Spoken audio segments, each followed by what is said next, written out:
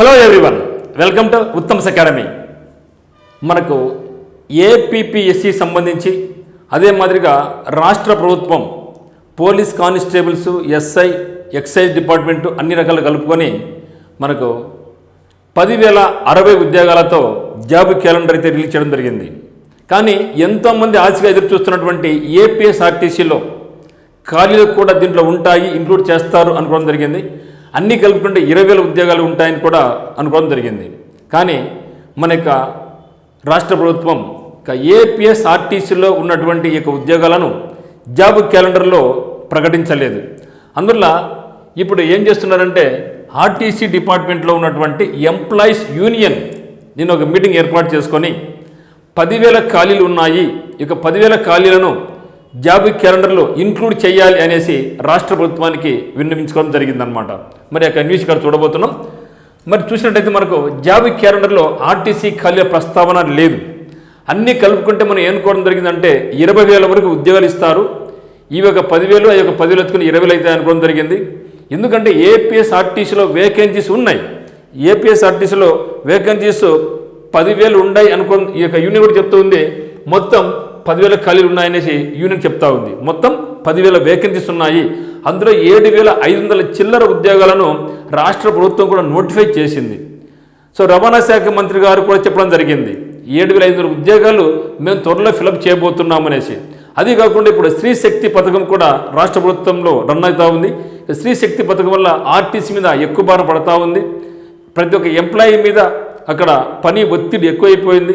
Drivers మొదలుకొని conductors కావచ్చు, traffic supervisor కావచ్చు, మెకానికల్ సూపర్వైజర్ కావచ్చు, తర్వాత షెడ్లో పనిచేసేటువంటి టెక్నికల్ టీం వాళ్ళు కావచ్చు, రక్షక దళం కావచ్చు, టైపిస్టులు, జూనియర్ అసిస్టెంట్లు, అన్ని రకాల ఉద్యోగాల్లో చాలా తక్కువ మంది ఉన్నారు.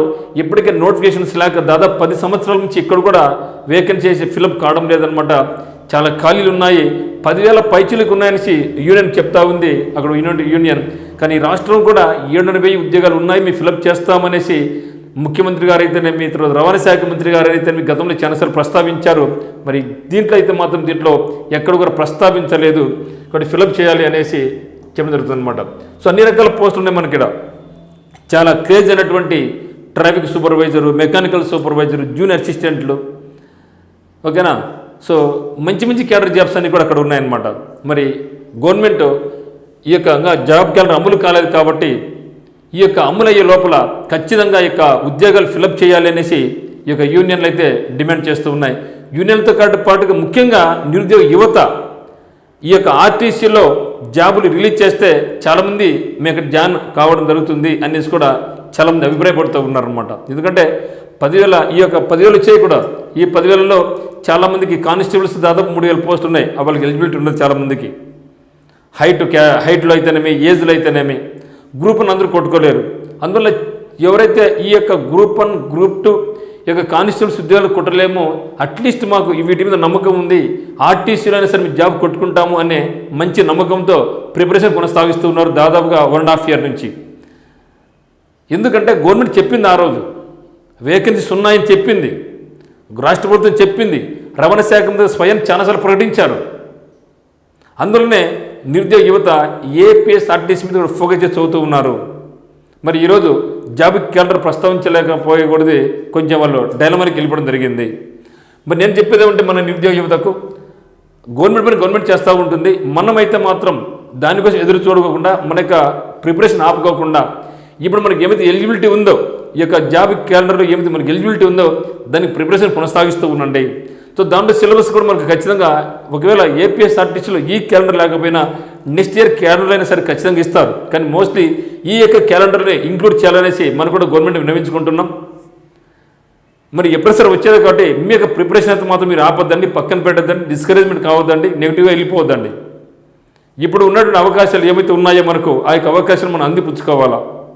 బిర్యానీ ఎక్కడో ఉంది కదనేసి ఇప్పటి నుంచి మనం ఇంకా వెయిట్ చేయకూడదు. సో మనకు అందుబాటులో ఏమైతే ఉందో దాన్ని మనం వాడుకుంటూ ఉండాలి, ఆ యొక్క సోర్స్ ఎదుర్కొంటూ ఉండాలి, వాటికి ప్రిపరేషన్ కొనసాగిస్తూ ఉండాలి, తప్పితే మనం ఆపకుండా ఉండాలన్నమాట.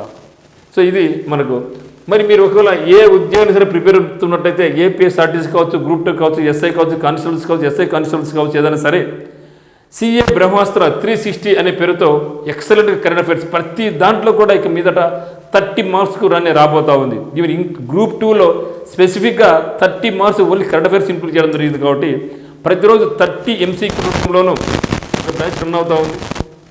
కంటెంట్ అదే మాదిరి కొత్తగా మనం సిఏబీస్ క్యాబ్స్ అంటే కరెంట్ అఫైర్స్ బుల్లెట్స్ అనే పేరుతో మనకు ప్రోగ్రామ్ రన్ చేస్తూ ఉన్నాం.